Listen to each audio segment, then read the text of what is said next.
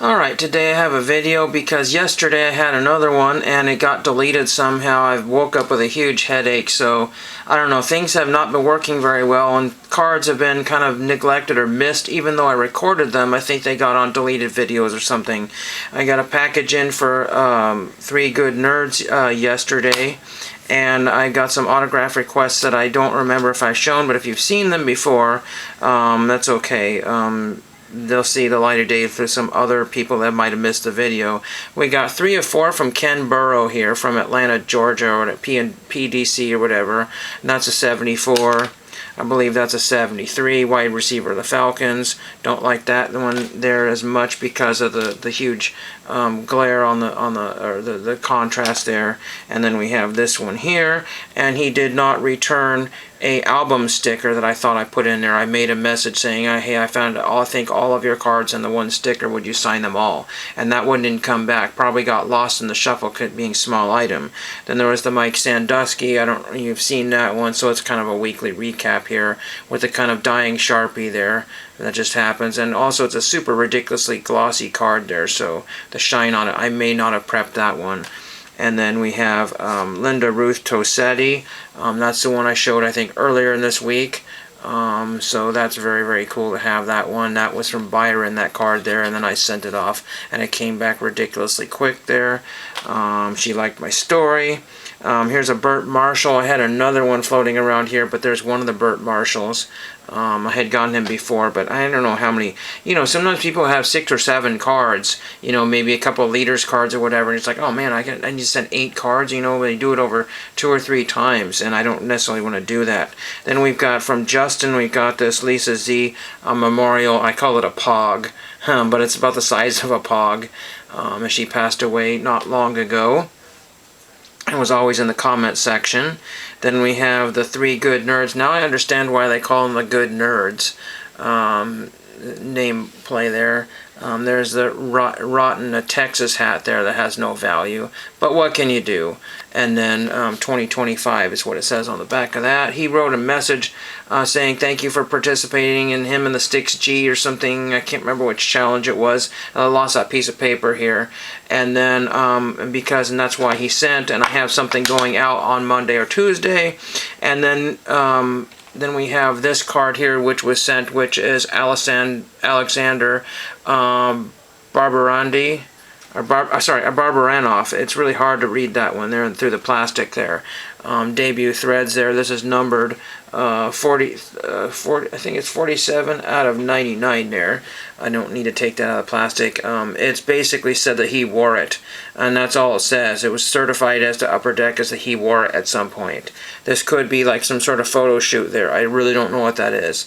Looks like there's another hockey player or some other kind of thing in the background there. I can't really tell what that is all in the background. Maybe it's just I don't know what all that is back there, but yeah, it's just who in the heck even knows. I don't really like relic cards unless they, you know, but again, you can't believe what they say on the back there. And then we got 2 of 2 from Marvis Foley, and he signed these 1989 Pacific Coast League Vancouver Canadians card there. And so I had him sign this one here, and he signed down it here. He's probably in his 70s, I'm guessing. When was he born here? He was born in 53. So that would put him, you know, close to 70, I'm guessing. We'll see. I just don't have my math skills, you know, on hand right now. But there is that one there.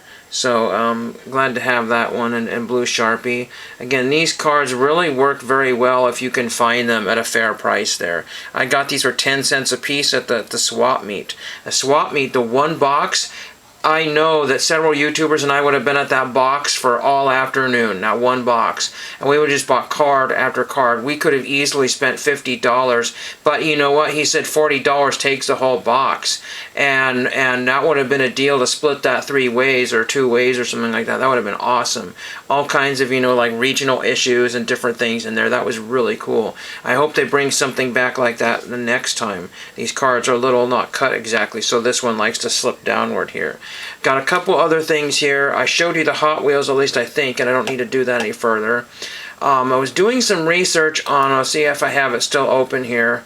I got all kinds of, I was looking up a photograph and that didn't pan out or anything. I was looking up a Ralph Smith and that didn't come up anything there, so that was no good.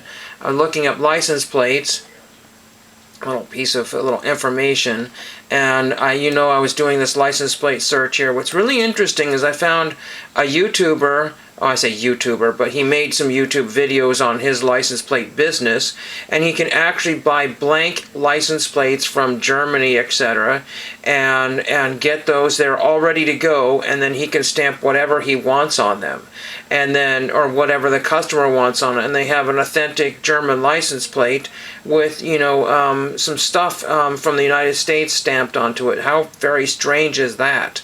What's the legalities of that thing? And a lot of people just want random numbers or anything. And again, I see a lot of foreign license plates listed as replica. How am I supposed to know that in 10 years from now a plate with some wear on is a replica? I don't know how the legalities of everything like that.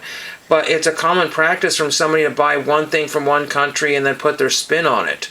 It happens on Chinese product and European products. The Chinese will buy all kinds of things from, like a watch or something, and they'll buy all the parts that say made in Switzerland on it, or Swiss made, and then they'll put all their Chinese parts mixed into it. Very, tricky and lucrative and iffy type of business. And then what I was also looking up here is YouTube.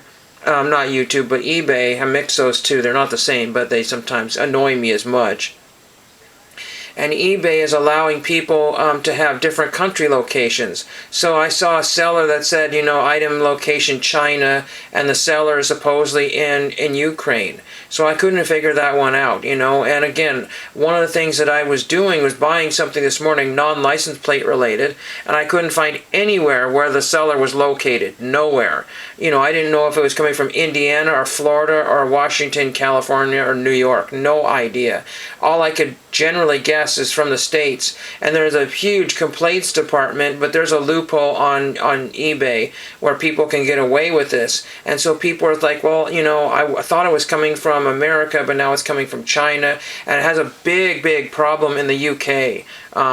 People who buy stuff on eBay UK have this problem. And certain shippers are known to I would say collude, but use Chinese vendors, or Chinese vendors. You tend to use that one there. It was really confusing. And then what's even more confusing is looking up, the EU license plates. Again, no politics involved in this here, but I just thought it would be kind of fun to maybe, just keep my license plate going. And I think there's like somewhere between 27 and 31 countries of the EU, and a lot of them, like see this one from the United Kingdom is $30 for this Lithuania plate for $20 for shipping, so that's what, $50 essentially. I know people say best offer, but some of these best offers don't work, or sometimes these best offers, they might be able to find where I'm at and not be able to give me a best offer if they find out I'm in the U.S. But also some of these best offers just take so little off of the, it just adds extra days and times to the, because if the seller doesn't get back to you like in a day or two, for a best offer. Sometimes it's all computer automated, and so maybe that's why it's $30 instead of, $25 or whatever.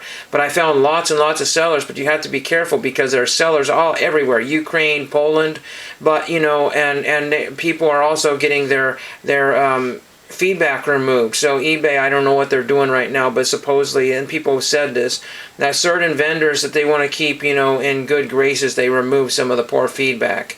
And so they might be at 100 feedback when they should only be like 98 or something like that, or 97. And then one person was like, it's something like 97 or 98. I was trying to figure out why he was there. And the feedback, the poor feedback just looked like people were just jerks. And there's a lot of that going on. But, you have to be careful because, again, some of them say reproduction or replica, and I don't necessarily know what that means. There's a lot of tricky things in here because why do not the baseball cards with the relics in it call them replica jerseys? They should call them replicas or, Walmart jerseys type of thing. Because just because somebody wore it does not mean people want game used and game used only. They don't want to know that their favorite celebrity just, grabbed a shirt and, rubbed his forehead on it and then said, okay, I wore it. sort of thing. They go to all these crazy lengths, buzzwords, and I can't remember who it was, but somebody did something that, and all they did was said absolutely nothing. Oh, it was, I can't, oh, what was it? Anyway, it was something, it was pretty funny how they said that this was this and this was this, and oh, it's the new Trump phone. Again, no politics, but supposedly that's supposed to be made in the United States. Now, again, it's one of those things. Made in the United States is not made. The parts could be made overseas and then brought over here and assembled over here. We used to have, DVDs, assembled in Mexico and stuff like that. All kinds of, global sourcing for these things. So when a phone is $500 versus $1,000 or whatever, I have no clue. What is going on here. There's only, I guess, there's just all trickery everywhere, regardless of who it is that's selling it. Everybody's trying to sell something these days, and I don't have that in my video, so I guess I'm not everybody. But I was going to show you some other things here. Found this seller here from Poland, and he's got some pretty good reviews. Sometimes they say they came lightning quick to the United States, and sometimes they say it took a month. But that's just overseas shipping. But see, this one says replica, so what does that mean? I don't know. But why would you have NB8388 as a replica? No idea. But again, these could be also the same ones that they buy the blanks and put stuff on there. So you have to be very, very careful. Again, some of these things, this one here says replica, and somebody might want that just for the heck of it. That looks all good to go. But there's no mounting holes, nothing. So who knows if that was really anything. And there's some dents and scratches on it too. There's like a little dent and scratch, or maybe that's just a shine on the light there. And some rub on the letters. These might be factory seconds. They got storage wear. I almost said storage wars. I don't know. And somebody might have bought this and used it for display, but there's so many of them. But then when you mix them all in here, you just look and look and look, and then you really want to go for ones that have, let's see if I can find it here. Shoot, I had them here a minute ago. Let's see if I can find one here. Not everybody's going to list them as replica. You go to an antique store and you see one of these things as a replica. That's $12 plus $10 for shipping. Now again, somebody might want that for their desk or whatever, but that could be, $70 at an antique store. And again, it just goes to somebody and somebody and somebody, and then boom. They get mixed up there, and people are just making anything. I was just trying to find the one I was looking. Let's see if I can find it. That one says used replica. That one's another replica. I found some legit ones here somewhere here, which I had setting here. No, that's not it. And then I tried to do the last thing I did, if I can find what else I was looking for. This one here is not listed as replica, but it just says international license plate. So could this be a replica? We don't know. This one right here. Again, that could very well be a recently made license plate here. I have no clue. But the last thing I wanted to end up is that I wanted to look and see if there's a video somebody doing like a collection of all the EU license plates, and I never found one. I didn't find one. So again, that would be something for somebody to start and put together a little collection. There's a hole there. It was attached to something. Again, what causes somebody to get rid of a replica plate if it's like virtually new? Are there just great loads of people buying this stuff and 2 years later they don't want it? I don't know. So I still have to do a lot of homework on this here. We're at 1344. I thought it was 18, so we're good there. So I still have to do a lot of homework on my foreign license plates before I even start to attempt to build or buy a collection here. Again, you have to make sure, there's all these temporary tags here too, so, if you want to collect temporary, that's fine. I just like to collect more or less permanent license plates that were somebody's on the car for a while. This one here, this is out of Ukraine here, and they usually have seals on here. They usually have these like kind of seals there. So I wonder if the replicas, but again, license plates have changed, before the EU. So if you just want like a Lithuania license plate from before, this one has seals and tags and an impression right there. So, I just don't know. I really don't know. And again, I don't like to have common or made things in my collection. what do you call it? I would say, like, they're kind of meant to deceive to some degree. Now, you know, for the first person buying it, but then when they leave the hands of that particular person, so somebody buys like a Michael Jordan fake card as a placeholder for their binder, but then somebody gets rid of their collection, they forget they have it, or they just said, I don't need this anymore, and just put it in a top loader and it goes off to somewhere else, then the connection is lost, you know. So all the fun things are now to somebody else's collection. Now it's $70, and you know, not everybody notices what they have is not legit. I'm not going to be looking up all my autographs that I bought 30 years ago, checking to see if they're legit, finding out if it's a $10 one or a $200 autograph. It's not what I'm going to do, because in my mind they're all real, with autographs, you know, being, you know, ghost signed by people all the time. And I've got this George Bush thing that I don't know if it's auto pen or what it was, but it was a local politician, and he's the low man on the totem pole, even though, you know, he's standing in a picture with George Bush in the background. Do I have a legit George Bush autograph? At first it looked like it was part of the paper, but I see dots at the end of each one of those, and impression dots. So are those impression dots on the auto pen machine, or does George Bush have, you know, Sharpie or ink impression dots at his, and there's a tiny little squiggle that makes it look like maybe it could have been auto pen. But these auto pens don't have squiggles too much anymore, so absolutely no earthly idea about any. Oh, there's M&N. Ha! M&N. But anyway, whatever. So that is all I have for today. If anybody has any kind of insight, or I don't know, with all this trickery and deceit, and it has nothing to do with the card groups right now, it's everywhere.